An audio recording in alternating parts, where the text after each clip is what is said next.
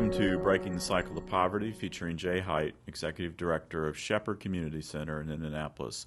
For the past 36 years, Shepherd has served its neighbors on the Near East Side of Indianapolis by providing a range of services and support designed to end generational poverty.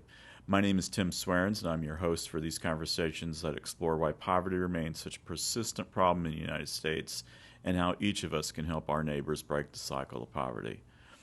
Jay, we've now entered the second half of 2022, and today we'll discuss what the Shepherd team has observed so far this year in terms of high inflation and other trends that have affected neighbors' quality of life. What stands out for you as we look back on the first 6 months of this year? Well, we just come off of a couple of years where I would say it was leading through crisis. But we had a common enemy in a thing called COVID. Now in 2022, it's this leading through a time of uncertainty.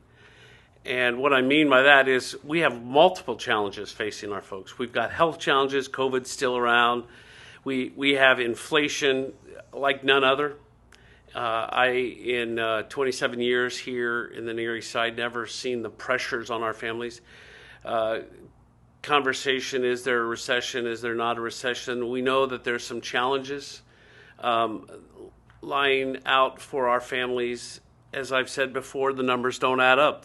The pressures and the expenses for our families don't even out with the income level, and so they have those pressures. And we have this enemy, this frustration that we see boiling over, and mall shootings and all of the tragedy of violence throughout our communities. And we see this visceral response to the loss of an anchor. And so I really believe this is a time of uncertainty and a time where we have to lead and lead well. Yeah. How has Shepherd and his partners responded to those challenges? Well, I think it first comes in a sense of relationship. Programs are not going to provide the hope needed. Programs provide for us the opportunity to create a relationship. I've said it many times, we're all Legos created for connection, different shapes, different sizes, different colors, but we're made to connect. And if we're not connecting, we're useless. And so as evidenced by the violence and by the suicides and the drug overdoses and et cetera, those are the things that are the challenges for us. And so the solution is made when someone knows they matter, that someone cares. And so we continue to try and connect. I was just walking across our parking lot, and our team was out there as parents are picking up their kids from school and making sure they had food for the weekend and talking to them. And it's those simple little things that it's basically the old adage, you're talking over the fence post. Well, we need more of those conversations. We don't have clients, we have neighbors. Yes. And so we need to know their names. So you mentioned sending food home with the students. Help our listeners understand why that's needed. Well, for many children, not just those at Shepherd, but in urban communities all across our country, their last meal will probably be lunch on Friday. And then they'll have snacks through the weekend. And so we want to make sure that that's not an option. So we're sending them home with microwavable meals. We're sending them home with Pop-Tarts. I think, Tim, Pop-Tarts are healthy. It's like the whole food pyramid in one little silver bag. If you get the cherry, you got fruit, and you got grain as the crust, and dairy as the frosting. The doctor disagrees with my assessment, and maybe that's why I'm overweight. It's important for you to point that out.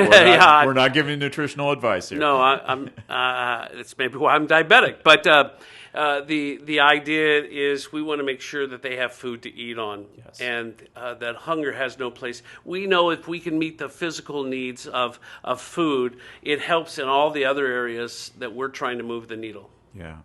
And so that's just a really hands-on, real-world challenge, right, of just getting the kids fed on the weekends.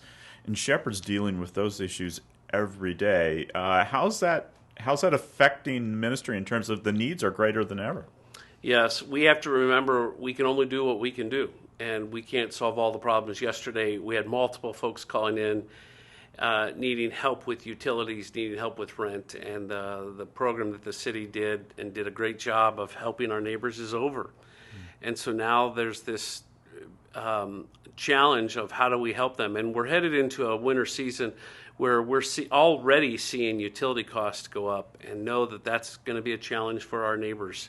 Yes. And making sure they keep their utilities on. One of the things that Jane, my wife, and I, in a conversation with a lady who's 88, in her living room, she said, my bills keep increasing, but my income has stayed the same. Mm-hmm. If you didn't bring me this food, I don't know what I would do.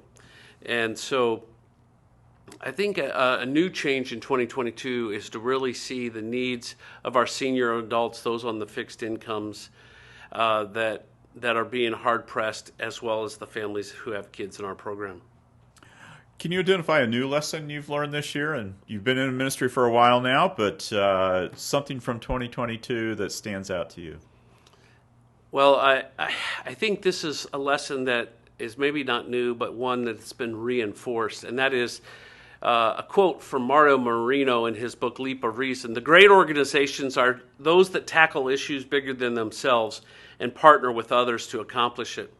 The challenges that we're facing and that our families are facing are unprecedented, and they're much bigger than what Shepherd can do. But we're going to work with other great organizations like Gleaners, Second Helpings, Elevate, Dream Alive, and John Bonner Center, and we just keep going on. And because together we are better, and together we can help our neighbors in a better and more complete way. And so we have got to be partner focused. So you mentioned 2 years of pandemic and all the challenges, tremendous challenges that brought, and now this year we're dealing with inflation and other economic uncertainty. And what message do you have for someone who feels like they're just barely hanging on, we can't catch a break? Well, I think it's the words that Paul wrote in 2 Corinthians 4:8-9. We are hard-pressed on every side, but not crushed, perplexed, but not in despair, persecuted, but not abandoned, struck down, but not destroyed. We sometimes feel, and I'm there with you, feeling overwhelmed and utterly hopeless. Had a lunch with a friend, and he said, do you still have hope? And I said, absolutely. And he said, keep hope. He said, your neighbors need hope, and they do. And the hope isn't Jay Height. The hope isn't Shepherd Community. The hope is Jesus Christ and how he has called the church to live out that faith and to help us in meeting their needs. What can our listeners do to help? How can they love their neighbors in this time of need? Get to know their neighbors. Connect with their neighbors. Find someone in your community who maybe is on a fixed income and reach out to them, or support the important work that we're doing here at Shepherd Community or other great ministries and not-for-profits here in Indianapolis. Thank you, Jay, for those insights. We certainly have a lot to think and pray about as we journey through the remainder of this year. The Shepherd team works hard each day to meet neighbors' physical, spiritual, emotional, and mental health needs, and they couldn't begin to do that without your support. To learn more about how you can assist those efforts, please visit shepherdcommunity.org. Thank you for listening. Thank you.